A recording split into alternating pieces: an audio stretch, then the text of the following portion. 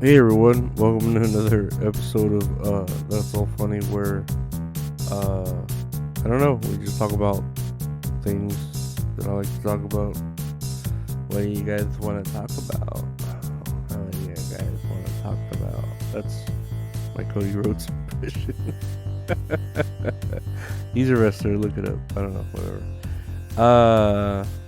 I'm in here just chilling, trying to do homework, get to the days. I've been playing like a game that I think I was talking about the other day, Coral Island. It's like a Stardew Valley clone, and I'm like, man, I get the appeal of these games now. Like for Stardew Valley, I didn't get it. I remember my niece was trying to get me into it, and I was like, what the fuck? Why am I falling? Why am I playing a game where I get tired and then fall down? You know what I mean? Like it's stupid, but I get the appeal now with this one for some reason. I don't know if it's like a simpler version of Stardew Valley or a more like what's the word, assisted version where it tells me more what to do than Stardew Valley, as vague as it is. But it's fun. It's fun. Something to do, I guess. But we'll look at the news. Let's look at the news. What's the headline here? It was a weird headline. Dollar Tree joins Walmart and Target in bold anti-theft move. Bold anti-theft move. And I've been seeing, with the rise of people, what they're calling organized crime, and it is organized crime, where people are like just gang banging these fucking stores like all together, like their whole. It's not even like Ocean's 11 style, just a whole crew goes in, ransacks it, loots it, and then runs out. And what can they do? Because it happens so fast. Everyone's wearing masks and hoodies and stuff, and yeah, you can't really do anything about it. And you shouldn't do anything about it because I've worked in retail forever, and they tell you it's not worth trying to stop someone from stealing.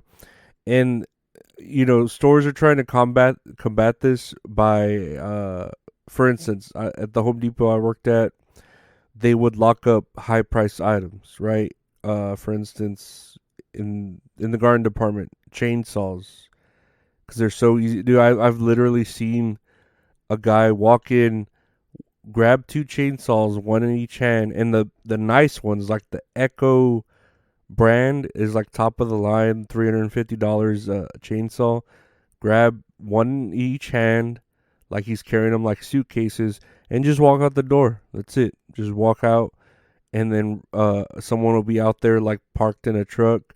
Throw them in the back of the truck. Take the fuck off. That's it.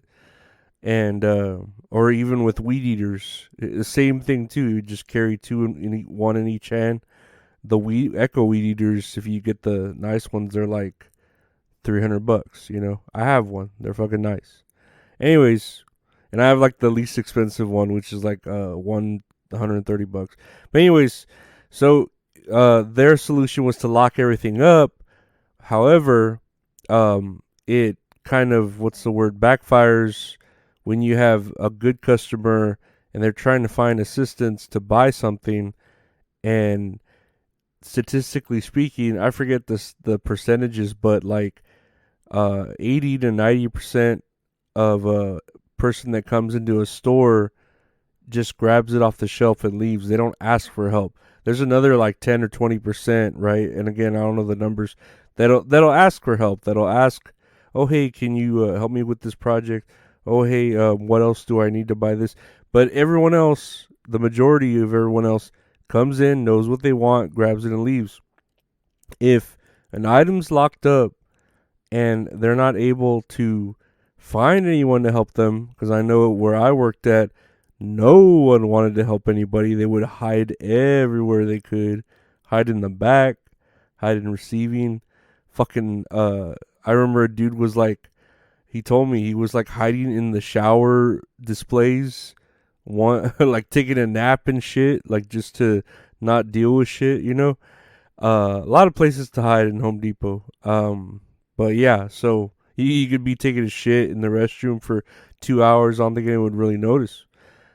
fucking take a nap in there. I know a dude fell asleep on the toilet too once, just because he could, you know. Uh, but yeah, like I don't know. It's difficult to weigh out the pros and the cons on that because it really help. It really uh they want it to help their shrink, which is like the stealing of items, but then and the profit, blah blah blah.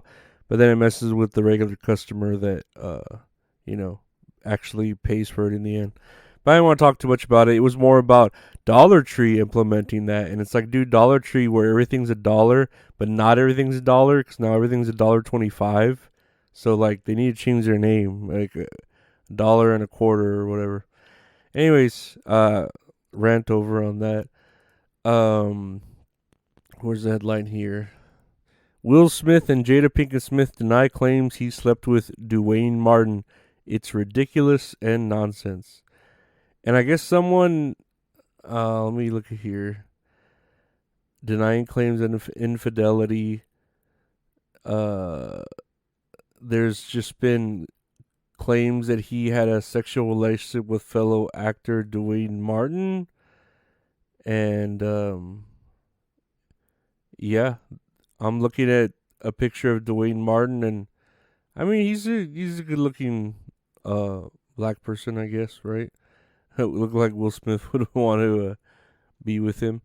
But it's so weird how like Jada Pinkett Smith has just been dragging Will through the mud for everything, saying all this and that, and then someone says this and it's like, that's outrageous. I am fucking denying those claims and we will sue you. And it's just like, what? Like you already like talk so much shit about your husband or whatever he is. I don't know. Your cuck of a husband, and now you're like, no, that's not true.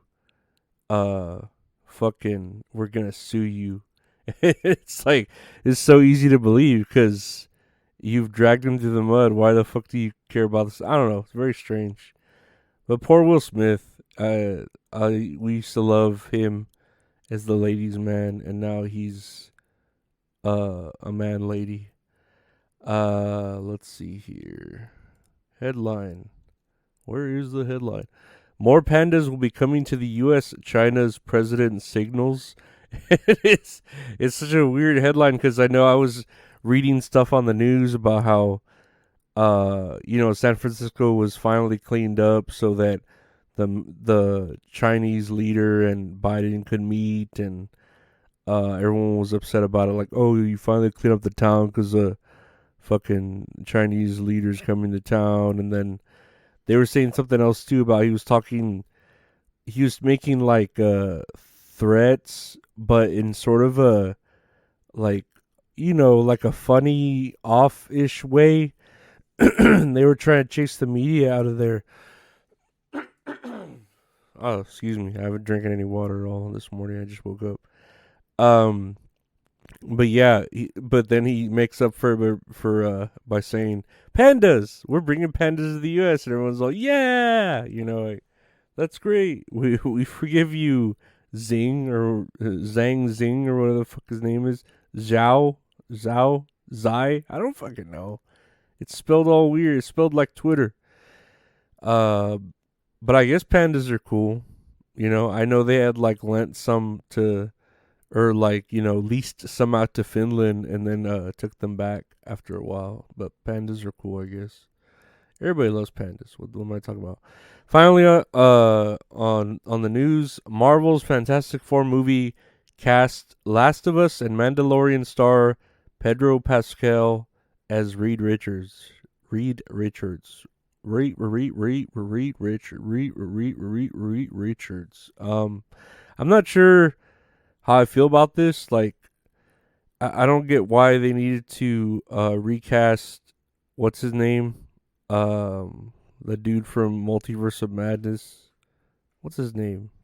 John Everyman? No, I don't know. You know what I'm talking about, though. I don't know why they needed to recast him.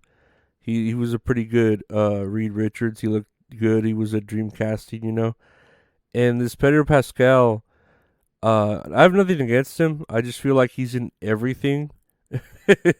But then again, he's Mexican, so he'll take any job. He's the hardest working Mexican in fucking in Hollywood, so that's pretty cool. But yeah, we'll see how it goes. I don't know why everyone's. I saw Twitter and everyone's so against it, and I don't know. I really don't care. I feel like the Fantastic Four are kind of overpowered. As far as like there's four of them, and they can't take down one enemy. I mean, unless it's Doctor Doom, yeah, but Doctor Doom's like the main villain. Like when you look at other fucking villains or their rogues gallery, they're kind of like lame, and Fantastic Four is pretty overpowered. So I don't know. We'll see. Only time will tell. But I'm glad he's working. He's a decent actor. I have nothing against it. And I don't know. We'll just see what happens. But I know everyone's getting all burnt out on comic book movies. So hopefully by then he's not dragged through the mud like Will Smith's cucky ass about starring in this movie. And the script sucked. He couldn't save anything. It's all his fault. He was the lead. He should have helped. Whatever. But yeah, I don't know. We'll see. But it's always easy to blame a Mexican. But yeah, I want to thank y'all for listening to today's episode. You can find That's All Funny anywhere podcasts are available. Just search That's All Funny. If you want to help support the podcast on Patreon, where you get episodes early, ad-free, and other bonus scooter-doo-doo-doos, patreon.com/Lorenzo Ariola. $5 a month gets you everything. Check out the channel on YouTube, youtube.com/@Lorenzo Ariola for video versions of the podcast that are just audio with pictures. And then if it's an interview, there's a video interview you could watch. And check out the website retrohorrorinc.com for exclusive merchandise, or if you want to commission some great art from a great artist of the podcast, check out at Retro Horror Inc. on Instagram. Well, thank you for listening. Take care. Have a good weekend.